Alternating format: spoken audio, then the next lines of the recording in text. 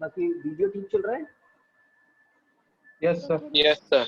Yes sir. Okay.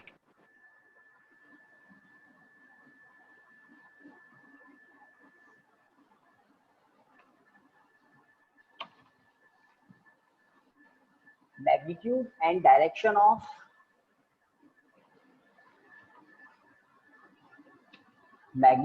and direction of resultant vector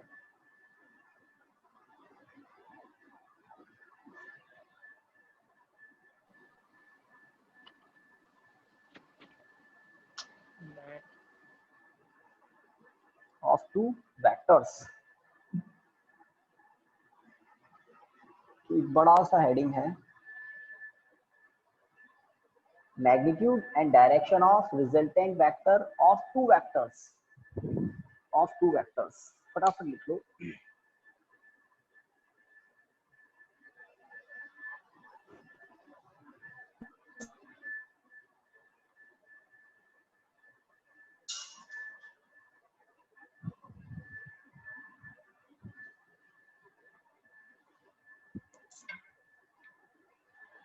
of two vectors.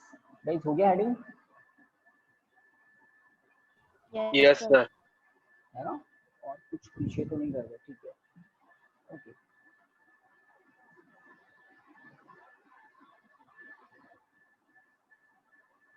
अभी ठीक है, okay guys. तो अब बात को समझना स्टार्ट करते हैं। कोई दो वेक्टर होते हैं, उनका रिजल्टेंट वेक्टर हम पता कर लेते हैं ट्राइंगल लॉ से भी, पैरेललोग्राम लॉ से। टू वेक्टर्स के लिए triangle law, parallelogram law use लिया जाता है इन जनरल। ठीक है, तो अगर हम डायग्राम की बात करें स्टार्टिंग में, let this is vector A and this is a vector B. ठीक है, वेक्टर ए, वेक्टर बी, दो वेक्टर है और इन दोनों वेक्टर को ट्राइंगल लॉ के अकॉर्डिंग अगर हम सेट करना चाहें, पैरेललोग्राम लॉ से भी सेट कर सकते हैं, ट्राइंगल लॉ से भी सेट कर सकते हैं। चलिए पैरेललोग्राम लॉ से हम बात करते हैं। तो लेट दिस इज वेक्टर ए और पैरेललोग्राम लॉ में हम क्या कहते हैं, वेक्टर्स के स्टार्टिंग पॉइंट सेम होते हैं। True? Vector A, yes sir. Vector B, starting point common होते हैं। तो बी वेक्टर को without change in its magnitude and direction कुछ इस तरह से दिखाना होगा, that this is vector B, vector B, है ना? और अगर ट्राइंगल लॉ यूज लें तो हम इसको यहाँ पर शिफ्ट कर सकते हैं। ओके, तो ये मैं एक पैरेलल लाइन बना देता हूँ। ठीक है, यहाँ पर एक पैरेलल लाइन, तो एक तो पैरेललोग्राम जैसी स्ट्रक्चर मुझे दिख रहा है। Let this is O, this is P, this is Q and this is R. P Q R point भी मुझे दिख रहा है।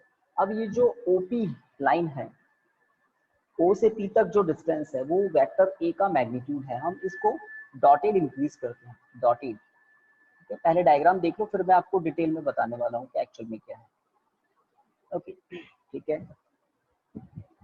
रिजल्टेंट क्या होगा? तो डायगोनल होगा रिजल्टेंट, ओ से क्यू तक ये जो स्ट्रेट लाइन है, this is called resultant vector, R vector. R vector हम इसको लिख सकते हैं। ठीक है, अब डायरेक्शन की बात कर ले। लेट ए वेक्टर, बी वेक्टर, इन दोनों के बीच का कंप्लीट एंगल है थीटा। ध्यान दें, वेक्टर ए, वेक्टर बी, इन दोनों के बीच का एंगल है थीटा। वेक्टर ए की डायरेक्शन इधर है, वेक्टर बी की डायरेक्शन कुछ इधर है, इनके बीच का कंप्लीट एंगल है थीटा। ये वेक्टर ए और ये वेक्टर बी। रिजल्टेंट जो है आर वेक्टर हॉरिजॉन्टल डायरेक्शन से कुछ एंगल बना रहा है अल्फा, ये अलग है। तो अल्फा स्मॉल है, छोटा है कंपैरेटिवली, है ना? तो थीटा के कंपैरिजन में अल्फा थोड़ा स्मॉल है। अब ये जो क्यू पॉइंट है, क्यू पॉइंट से हम नॉर्मल ड्रॉ करते हैं, किस पर? हॉरिजॉन्टल डायरेक्शन पर। क्यू पॉइंट से हॉरिजॉन्टल लाइन पर नॉर्मल ड्रॉ करते हैं। कर दिया normal draw. Late this is a point. अब इस पॉइंट का कुछ नाम बताइए। लेट मैं यहाँ पर एम लिख देता हूँ, दिस इज एम पॉइंट। तो सबसे पहले तो ओ पी क्यू आर एक पैरेललोग्राम है। पहली बात, ओपी साइड वेक्टर ए को रिप्रेजेंट कर रही है, adjacent side O R B vector को रिप्रेजेंट कर रही है, और कॉमन पॉइंट ओ से पास होने वाला डायगोनल ए बी दोनों वेक्टर के रिजल्टेंट को रिप्रेजेंट करना है। अब इस टॉपिक में हमें क्या करना है, हमें मैग्नीट्यूड पता करना है रिजल्टेंट का, आर वेक्टर का, हमें डायरेक्शन भी पता करनी है रिजल्टेंट वेक्टर की। दैट मीन्स हमें फॉर्मूलाज फॉर्मुलेट करने हैं। तो आज का टॉपिक इंपॉर्टेंट है, बहुत इंपॉर्टेंट है, मोस्ट आईएमपी आप लगा दें। इसके रिजल्ट्स न्यूमेरिकल्स में बहुत यूज आते हैं, ठीक है। और डेरिवेशन भी पूछा जाता है एग्जाम्स में, derive the expression for magnitude of resultant vector. Okay, तो हेडिंग के बाद आपको पहले डायग्राम बनाना है, फिर हम इसके बारे में कुछ स्टार्ट करेंगे लिखना। कौन पीछे रह गया?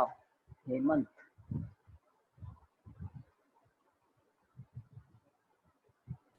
ओके, डायग्राम होते ही बता देना।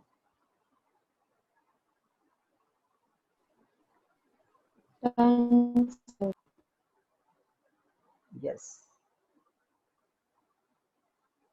सर नहीं हुआ। हेमंत शर्मा, हेमंत शर्मा, दो हेमंत शर्मा। हेमंत शर्मा आप दो से कैसे हैं? हेमंत सर शर्मा, वो दूसरा डिवाइस भी कनेक्टेड है सर।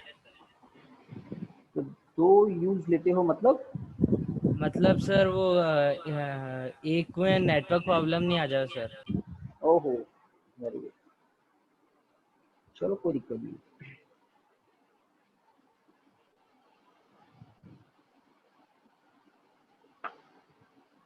कुछ बच्चों के नेटवर्क इशू आ रहा है इसका। Yes guys, done. तो प्रोग्राम स्टार्ट करें, है ना। तो मैंने आपको बता दिया ये जो कंटिन्यूअस लाइंस हैं OP, O Q, O R, 3 vectors हैं ये। एक इंडिविजुअल वेक्टर है, बी एक इंडिविजुअल वेक्टर है, और आर वेक्टर क्या है? ए बी का रिजल्टेंट वेक्टर है। और बाकी जो डॉटेड लाइंस है वो सब कंस्ट्रक्शन का पार्ट है। तो सर प्रूव करेंगे जब बाकी लिखना पड़ेगा सर कंस्ट्रक्शन में? नहीं नहीं कंस्ट्रक्शन नहीं, में सर? बिल्कुल नहीं, नहीं बिल्कुल नहीं। जूनियर क्लासेस होती है ना 7th 8th 9th, उसमें आपको ये छोटी छोटी बातें लिखनी होती है। अब हम सर थोड़ा डायरेक्ट बड़ा डायग्राम काम में कर शो रहे हैं करके तो लिख। हाँ, बड़ी बातों को तो अभी सब कुछ आपको पता लगेगा। बाकी लोग डायग्राम बना रहे हैं, मे भी बना लिया होगा। एक बात हो पूछ गया रहा था सर। मैं, ये एंगल कितना होगा? सभी देखें, इस एंगल की वैल्यू बताएं। डायग्राम को देखें, तो आंसर नहीं आया अभी तक, आ जाना चाहिए था, थीटा। आ जाना चाहिए था। यस, आ गया, थीटा, है ना। तो आप क्या कहते हैं, होता है ना कुछ, क्या बोलते हैं, कॉरस्पॉन्डिंग एंगल्स। भाई ये पैरेलल लाइंस हैं, O R P Q, line O R, line P Q, parallel lines हैं। अगर यहाँ पर कुछ एंगल है थीटा, तो यहाँ पर भी क्या होगा? थीटा ही होगा। आई थिंक कॉरस्पॉन्डिंग एंगल्स आप बोलते हैं, ठीक है। तो थीटा होगा, बिल्कुल ठीक है। मैं इसको इरेज कर देता हूँ। अब हमें इस मेन डायग्राम की ही जरूरत है। हमें आर वेक्टर जो रिजल्टेंट वेक्टर है उसका मैग्नीट्यूड पता करना है और डायरेक्शन पता करनी, मतलब अल्फा का भी पता करना है हमें। ओके, अब लिखिए, ओके लिखिए, as shown in figure, two vectors a and b। साहिल अब पधारे हैं क्या? as, यस साहिल, यस सर। नेटवर्क इशू आ रहा है क्या कुछ ज्यादा ही? सर थोड़ा था सर, अभी कनेक्ट हुआ सर। तो स्टार्ट करो। अब आप तो रिकॉर्डिंग में देखना साहिल, है ना, स्टार्टिंग का। अभी ओके जहां से सर। दिख रहा है वहां से कुछ लिखना स्टार्ट कर दो एटलीस्ट। तो ठीक है लिखिए, sir. As shown in figure, vector A and vector B are acting at point O, are acting at point O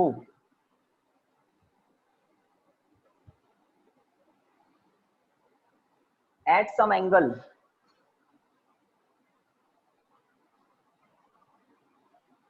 at some angle theta, at some angle theta मतलब vector A vector B O पर act कर रहे हैं, ठीक है, और angle कितना है? Theta. Vector A vector B theta angle पर, दिस इज ओ पॉइंट। इतना लिख दिया। Done guys. तो ए वेक्टर है, बी वेक्टर है, थीटा इनके बीच का एंगल है, theta A vector B vector की डायरेक्शन के बीच का एंगल दिख रहा है, ठीक है। आगे लिखिए, फुल स्टॉप के बाद लिखिए according to parallelogram law of vector addition, according to parallelogram law of vector addition, according to parallelogram law of vector addition,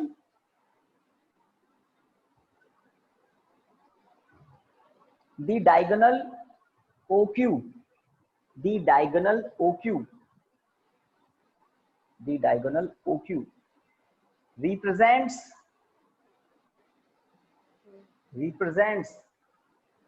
the resultant vector,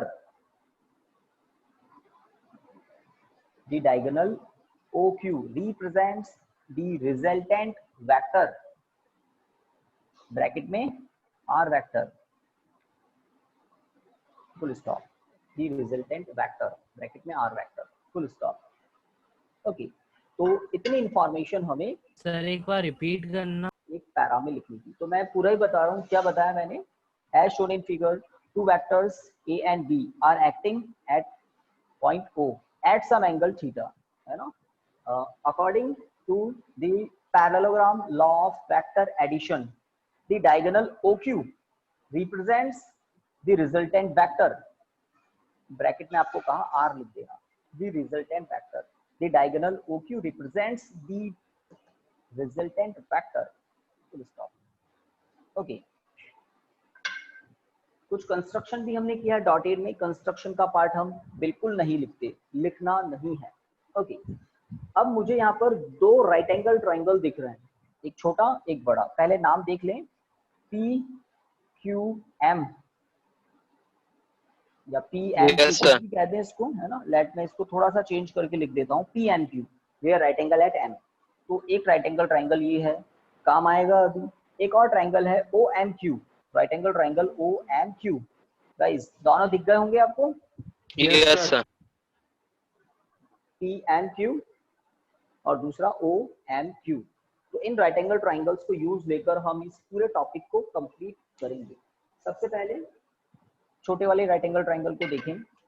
तो किसी भी राइट एंगल ट्राइंगल में आप परपेंडिकुलर, है ना, हाइपोटेनियस, बेस, ये पता कर सकते हैं। तो हमें पता है थीटा के सामने क्या होता है, एंगल के सामने होता है परपेंडिकुलर, लिखना नहीं है आपको ये। 90 डिग्री के सामने हाइपोटेनियस, और जो बचा वो बेस। राइट एंगल ट्राइंगल में हमें पी एच बी सब पता लग गए। अगर इस राइट एंगल ट्राइंगल की ही बात करें हम, तो पैराग्राफ चेंज करके लिखिए, फ्रॉम फिगर इन ट्राइंगल। तो फिजिक्स में डायग्राम के बड़े इंपॉर्टेंस होते हैं, तो इसकी प्रैक्टिस आपको रफ पेपर पर अलग से करनी होती है ना। डायग्राम को कोई रीडिंग नहीं लगाते, पढ़ते या देखते नहीं रहते, उसको देख लिया, उसकी आपको प्रैक्टिस, सेल्फ प्रैक्टिस करनी होती है।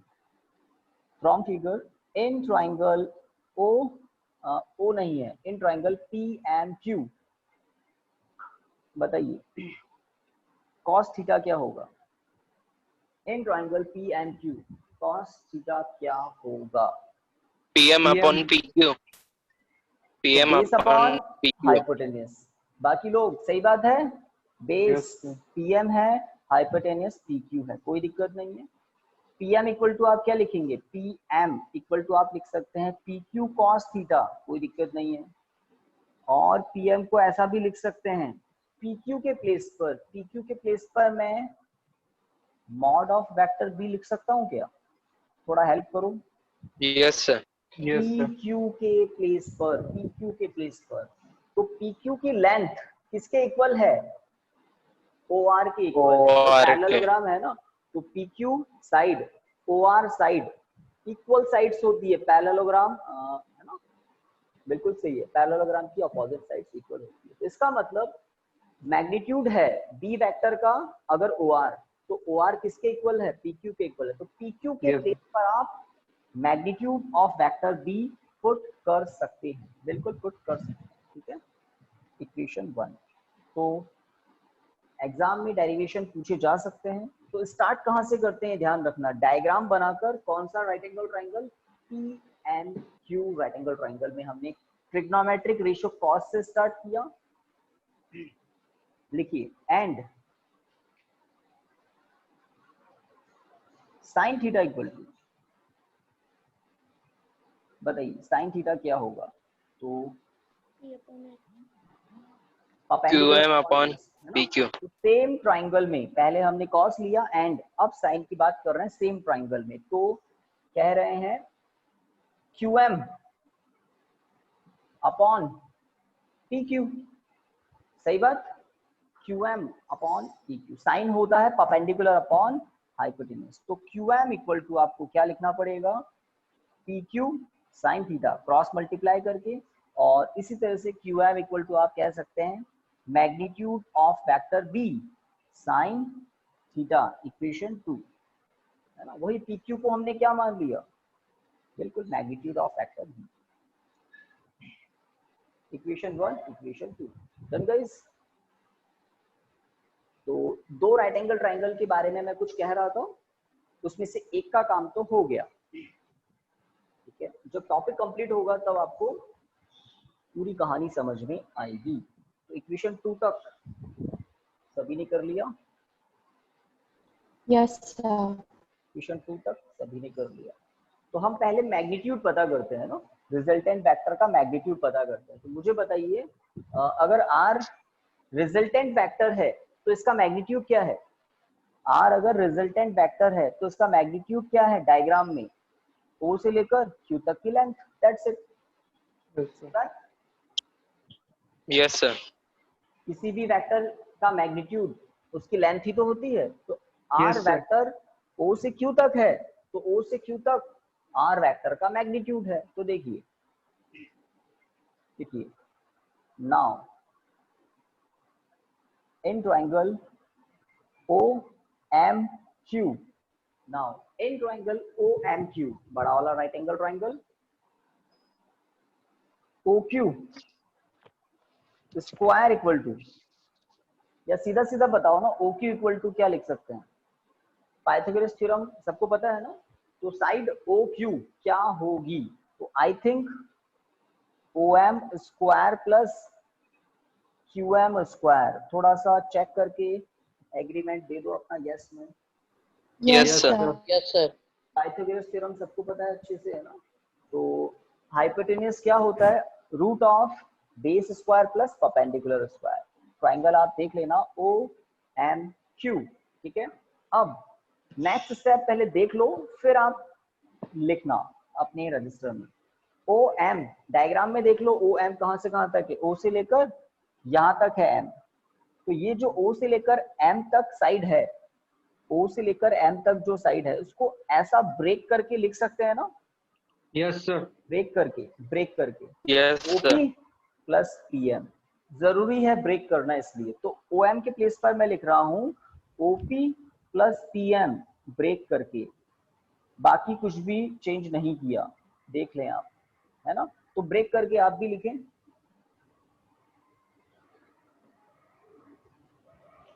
OM इक्वल टू, आप रीजन लिख सकते हैं because OM equal to OP plus PM। चलिए नेक्स्ट स्टेप में वैल्यू पुट करते हैं, तो जो जो वैल्यूज हमें पता है हम पुट करते जाते हैं। OQ equal to what? OP, guys OP के प्लेस पर मॉड ऑफ A लिख दिया मैंने, कोई दिक्कत? Yes. No sir. OP O से P तक वेक्टर A की लेंथ है, मतलब वेक्टर A का मैग्नीट्यूड है। PM के लिए मुझे बताओ इक्वेशन 1 में PM की वैल्यू क्या है? B cos theta. बिल्कुल सही, magnitude of vector B cos theta, है ना। तो मैंने OP की वैल्यू पुट कर दी, PM की वैल्यू पुट कर दी, ये होल स्क्वायर। QM क्या है? तो इक्वेशन 2 से आपको QM भी दिख जाएगा, magnitude of vector B into sine theta, देख लो आप। और राइट साइड में आप क्या लिख देंगे? From equation 1 and 2, from equation 1 and 2। तो इक्वेशन 1 को और 2 को हमने यूज ले लिया यहाँ पर, Pm की वैल्यू पुट की, Qm की वैल्यू पुट की इक्वेशन 1 2 से, और OP तो डायरेक्ट हमने देख लिया डायग्राम से, O से P तक क्या है ना, वेक्टर A का मैग्नीट्यूड है। चलिए होल स्क्वायर करते हैं, क्योंकि फर्स्ट पैराग्राफ, फर्स्ट जो ब्रैकेट है उसमें दो टर्म है, एक है मैग्नीट्यूड ऑफ ए प्लस दूसरा है magnitude of B cos theta. तो ओ क्यू इक्वल टू क्या होगा, करें स्क्वायर, तो ये होगा A square plus B square plus 2ab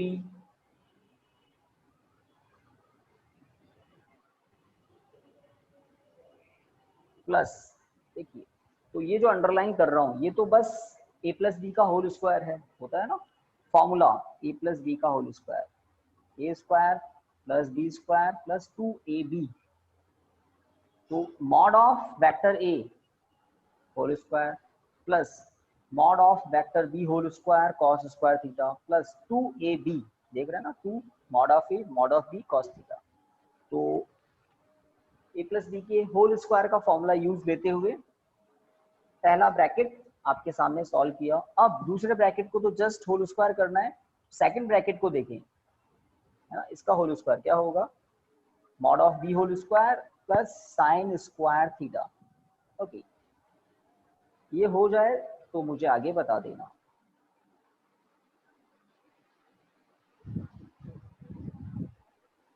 done done. एक चेंज Yes, sir. आप लोग चलिए लास्ट में कर सकते हैं, चलिए लास्ट में करेंगे। ओके, यहां तक सभी कह रहे हैं done. Okay, second term last term, इनको देखें ध्यान से, 1 2 3 4 4 टर्म्स हैं अंडर रूट में, उसमें से मैं कह रहा हूं सेकंड टर्म लास्ट टर्म, इनको देखें और देखकर क्या पता लग रहा है, देखकर पता लग रहा है square, magnitude of B square common आ रहा है ना। तो देखिए Yes, first term as it is magnitude of vector A whole square, second fourth, इन दोनों में से मैं मैग्नीट्यूड ऑफ बी स्क्वायर को अगर कॉमन ले लूं तो ब्रैकेट में क्या होगा, cos square theta plus sine square theta, है ना। सेकंड फोर्थ इनमें से कॉमन ले लिया तो कितनी टर्म्स मैं लिख चुका, 3 टर्म्स, फर्स्ट हो गई, सेकंड हो गई, फोर्थ हो गई, यहाँ पर हो गई ना, फर्स्ट सेकंड फोर्थ। कौन सी टर्म बची है, थर्ड टर्म। थर्ड टर्म को आप एज इट इज लिख दें सबसे लास्ट में, 2 magnitude of vector A magnitude of vector B cos theta. तो इस स्टेप में हमने क्या किया, सेकंड फोर्थ टर्म्स में से मॉड ऑफ बी स्क्वायर को कॉमन ले लिया बिकॉज कॉमन आ रहा था। चलिए अब इसी स्टेप में मैं एक और काम कर देता हूँ गाइज, आप सभी को पता है cos square theta plus sine square theta कितना हो जाता है, 1 1 हो One. जाता है, 1 हो जाता है, ठीक है, सभी जानते हैं। तो नेक्स्ट स्टेप में बस यही चेंज करना है आपको, मतलब ये ब्रैकेट दिखाई नहीं देना चाहिए, इसके प्लेस पर आप क्या कर देते हैं, 1 कर देते हैं। तो नेक्स्ट स्टेप में आपको ये एक्सप्रेशन मिल जाएगा, cos थीटा, ये लीजिए, reason because cos square theta plus sine square theta equal to 1, sine square plus cos square बोले या cos square plus sine square, कोई फर्क नहीं पड़ता। ओके, यहाँ पर ये OQ क्या है रिजल्टेंट, है ना, magnitude of the resultant vector, है ना, magnitude of the resultant vector. तो आप चाहें तो लास्ट में लिख सकते हैं OQ के प्लेस पर magnitude of the resultant vector. Diagram से पता लगता है ये O से Q तक R वेक्टर है, तो OQ क्या है, लेंथ ऑफ मैग्नीट्यूड ऑफ, ठीक है। तो पहला काम हमारा हो गया, हेडिंग में हमने लिखा था मैग्नीट्यूड एंड डायरेक्शन, तो आज हम डायरेक्शन भी पता करेंगे और एक इस टॉपिक के जो फॉर्मूलाज हैं उसको यूज लेकर एक न्यूमेरिकल भी सॉल्व करेंगे, ताकि आपको फॉर्मूला की इंपॉर्टेंस पता लगे।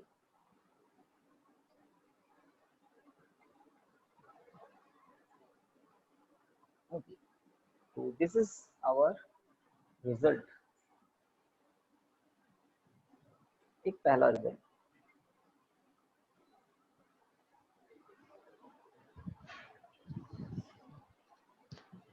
हो जाएगा learn students? Yes, sir. Square plus B square plus 2ab cos theta. और करके बता देता हूं, उसको ऐसे भी लिखते हैं लोग। और अगर कोई वेक्टर है, ठीक है, तो इस वेक्टर के मैग्नीट्यूड को लिखने के दो मेथड होते हैं। किसी भी वेक्टर के मैग्नीट्यूड को रिप्रेजेंट करने के दो मेथड हैं। पहला, magnitude of vector A, mod apply कर दिया। दूसरा, ओनली ए सिंबल लिख दिया, इसके ऊपर वेक्टर नहीं लगाया, इसका मतलब ये वेक्टर ए का क्या है, मैग्नीट्यूड है। तो अगर आप इस फॉर्मूले को ऐसा लिखना चाहें, और करके लिख दें क्या, R equal to under root A square plus B square. भाई किसी का माइक म्यूटेड नहीं है, थोड़ा चेक कर लो। A square plus B square plus 2ab cos theta, ठीक है। तो बिल्कुल इक्विवेलेंट फॉर्मूलाज हैं, ऊपर वाला नीचे वाला बिल्कुल सेम फॉर्मूलाज। बस मैंने आपको बता दिया, ऐसे भी लिखते हैं मैग्नीट्यूड को, और सिंबल ऐसे भी लिखते हैं। ए के लिए जो बात है वही बी के लिए, वही आर के लिए, ठीक है। अब डायरेक्शन की बात करते हैं। तो vector A vector B mutually theta angle पर एक्ट कर रहे हैं एक दूसरे से, और रिजल्टेंट जो है वो हॉरिजॉन्टल से अल्फा एंगल बना रहा है। तो इस अल्फा का पता लगाना है हमें, ये अल्फा एंगल क्या होगा। तो ये जो रिजल्ट अभी हम लेकर आ चुके हैं, अब ये कैसे काम आता है, अगर आपको दो वेक्टर गिवन हो, vector A vector be given हो, और उनके बीच का एंगल गिवन हो थीटा, तो तीन बातें चाहिए होती है।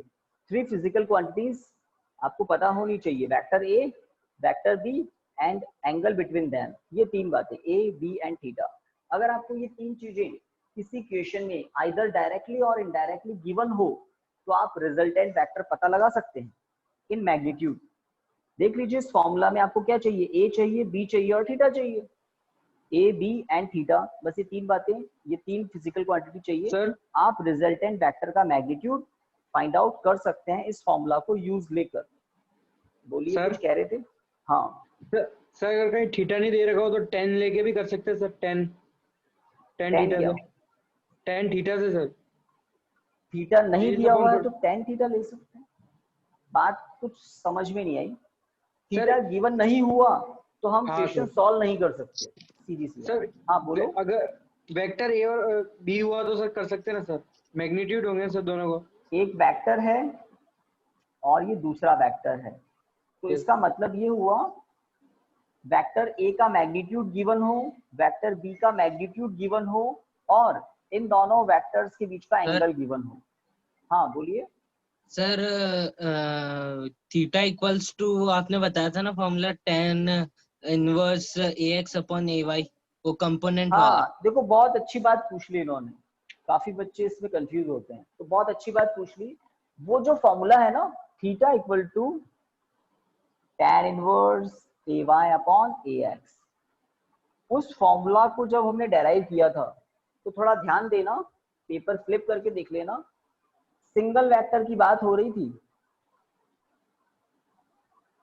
वहां पर दो वेक्टर ही नहीं थे, वहां पर एक ही वेक्टर था, वन वेक्टर ए वेक्टर, और उस वेक्टर के सिंगल वेक्टर था, दो तो वेक्टर थे ही नहीं।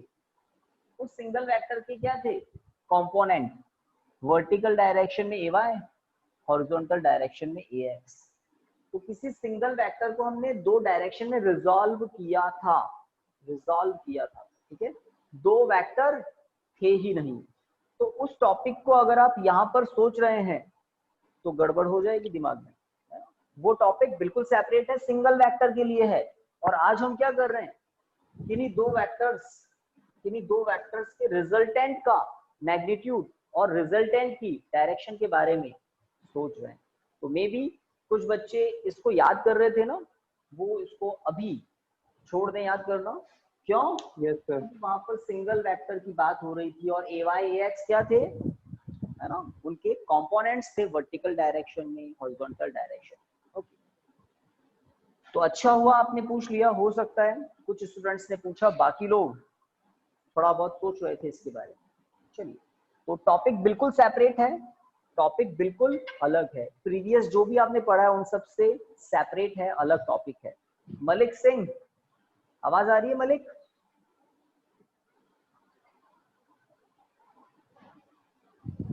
यस मलिक सिंह, आवाज आ रही है क्या?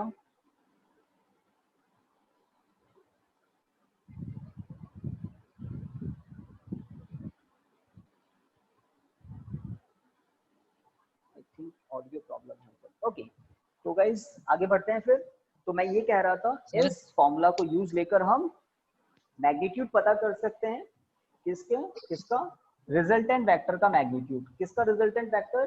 किन्हीं दो वेक्टर्स का रिजल्टेंट वेक्टर। तो आपको 3 फिजिकल क्वांटिटीज की नीड होती है आर का पता लगाने के लिए।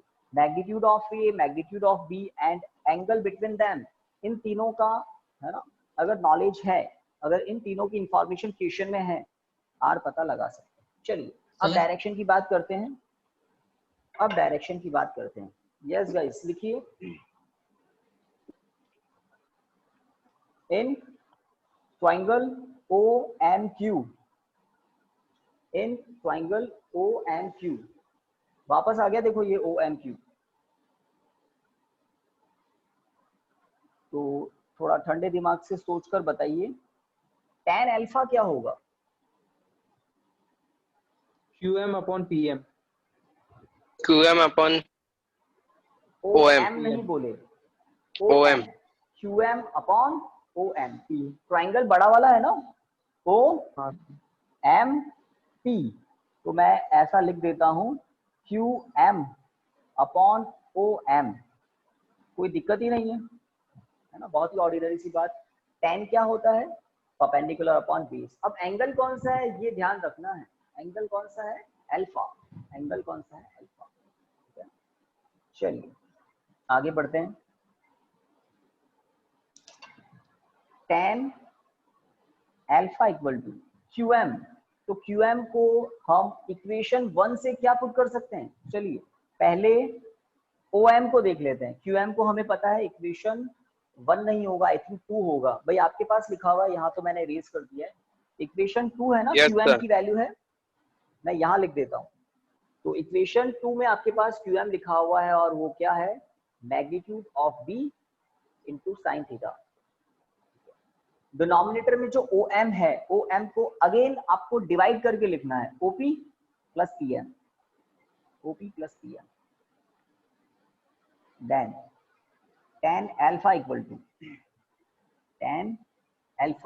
टू, अब इक्वेशन 1 इक्वेशन 2 दोनों को देखें, वैल्यू पुट करें। तो QM है magnitude of vector B sine theta,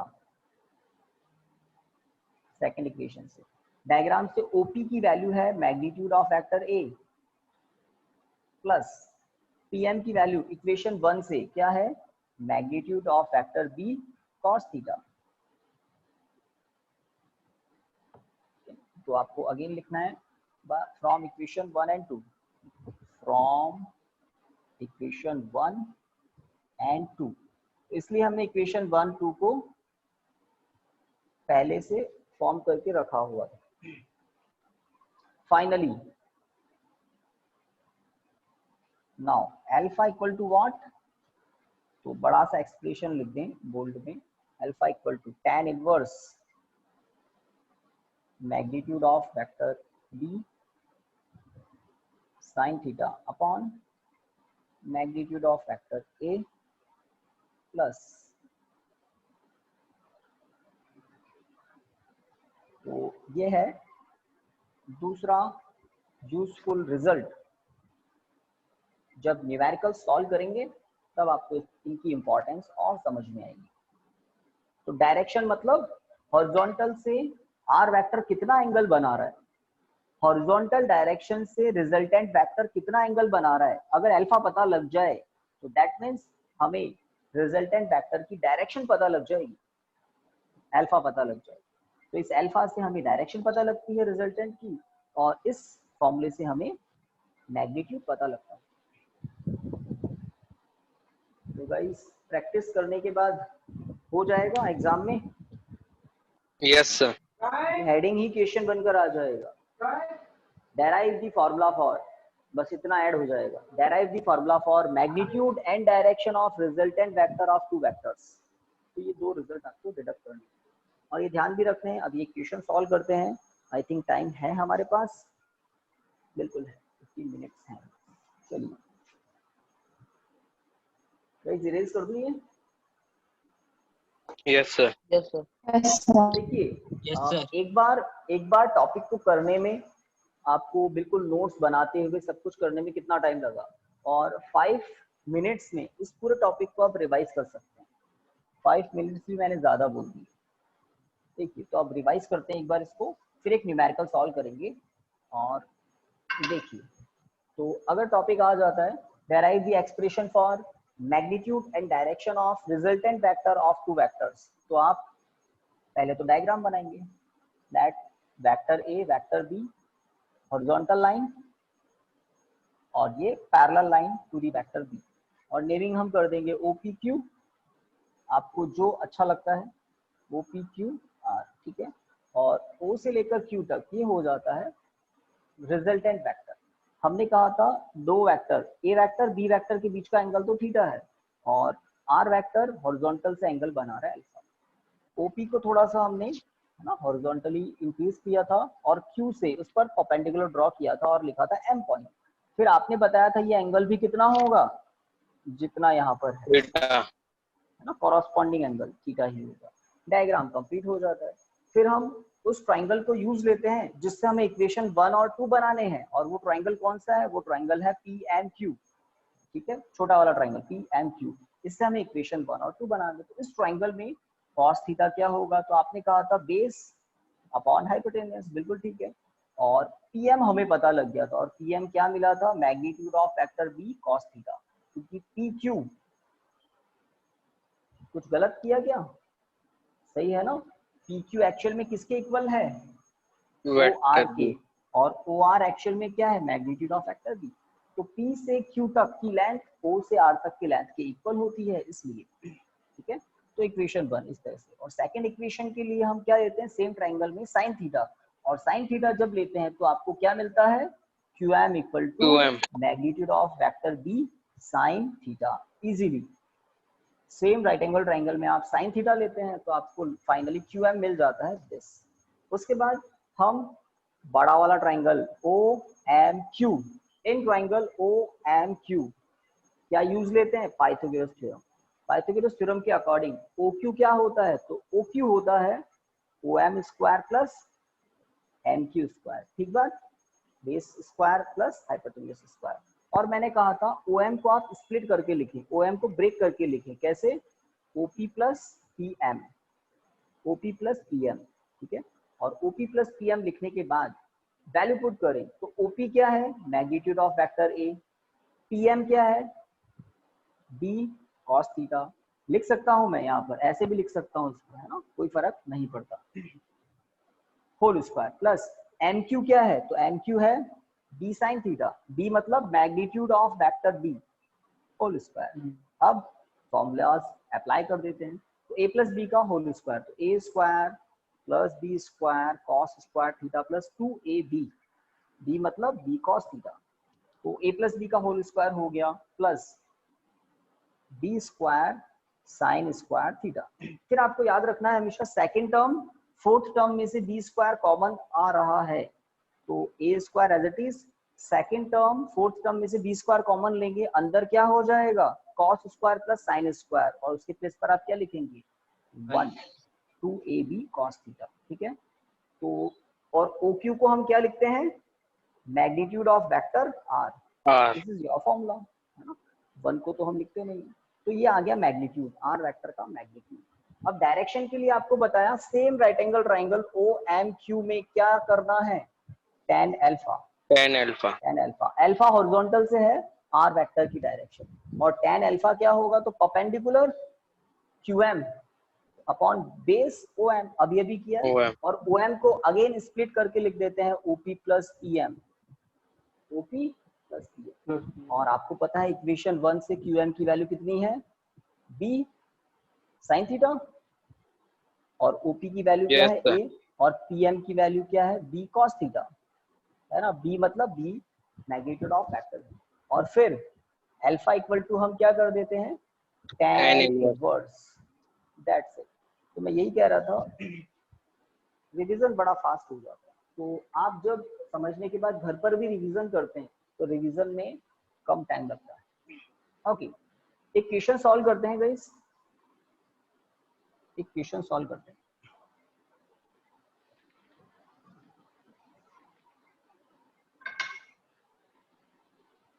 okay, तो एक बॉडी है, एम मास की कोई बॉडी है, और इस पर दो फोर्स, एक है F1 equal to 12 newton, F1 equal to 12 newton, और दूसरा फोर्स है इस डायरेक्शन में, है ना, F2 इक्वल टू 12 न्यूटन। ये लीजिए, दोनों ही सेम है मैग्नीट्यूड में।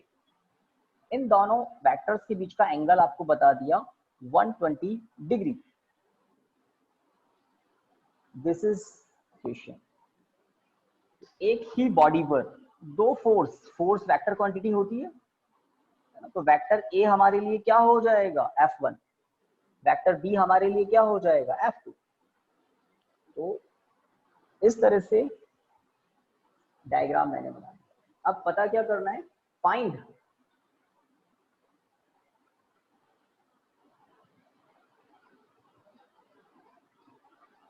मैग्नीट्यूड ऑफ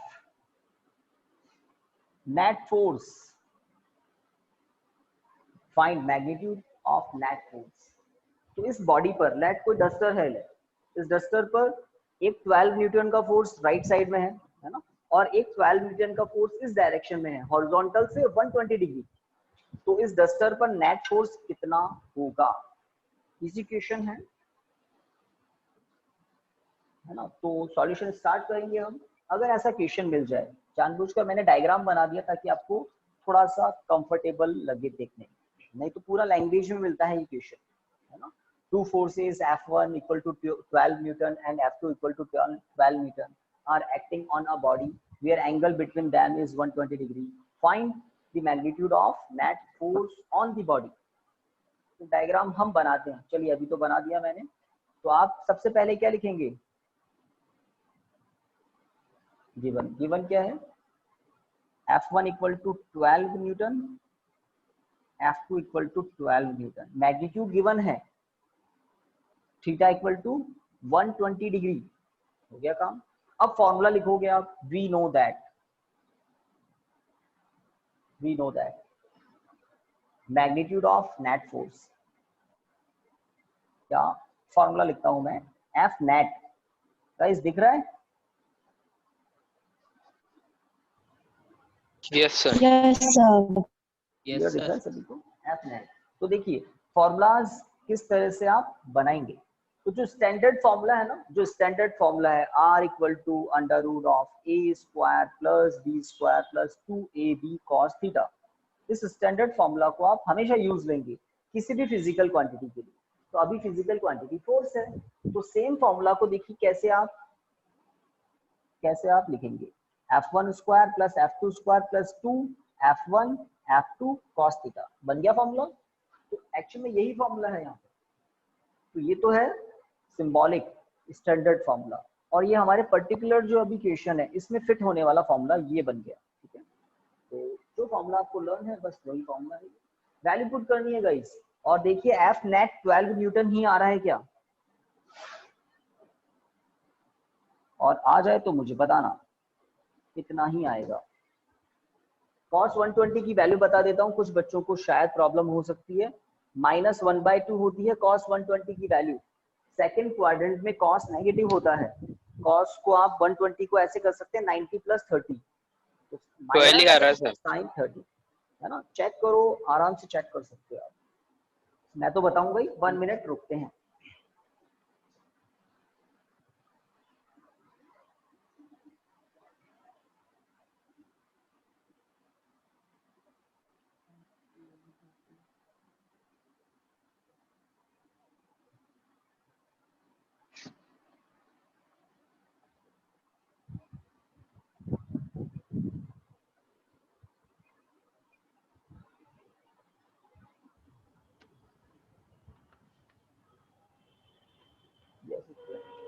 कुछ किया?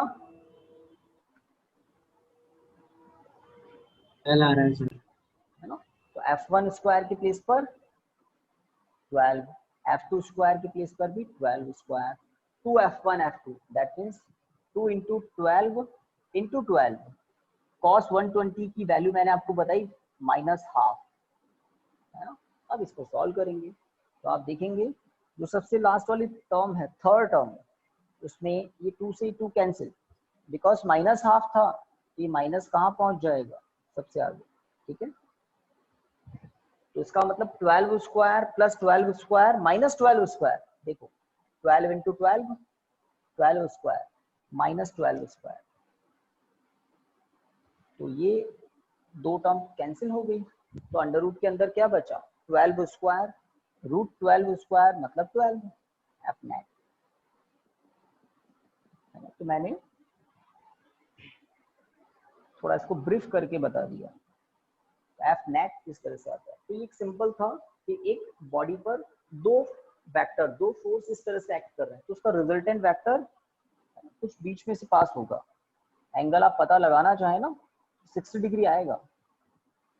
हमारे पास जो फॉर्मूला है ना अल्फा वाला, लेट थीटा तो आपको पता था क्वेश्चन में कितना है 120, और अल्फा क्या होता है, रिजल्टेंट हॉरिजॉन्टल से जो एंगल बनाता है। तो अल्फा के लिए जो हमारे पास फॉर्मूला है, तो आप जब सॉल्व करेंगे तो मे भी आपको tan इनवर्स के अंदर √3 मिलेगा। 60 डिग्री होता है ना, tan 60 डिग्री की वैल्यू √3 होती है। खैर अभी तो क्वेश्चन में मैंने नहीं कहा, अभी तो आपको यहाँ तक सॉल्व करना, बट किसी क्वेश्चन में आ जाए कि मैग्नीट्यूड के साथ साथ डायरेक्शन भी बताओ, तब आपको अल्फा भी पता करना पड़ेगा, और उस फॉर्मूला से जो आपको पता है ना। क्या लिखते हैं, b sin theta upon a plus b cos theta. अब f1 कौन है, a के प्लेस पर f1, b के प्लेस पर f2 पुट करना है। तो b के प्लेस पर f2, a के प्लेस पर f1, b के प्लेस पर f2, है ना, और यहाँ पर थीटा के प्लेस पर बाद में लिख देंगे 120 डिग्री। तो देखिए अल्फा आपको 60 डिग्री मिलेगा। ऐसा क्यों कह रहा हूं मैं कि अगर दो इक्वल मैग्नीट्यूड के फोर्स हो तो उनका रिजल्टेंट एग्जैक्टली मिड से पास होता है।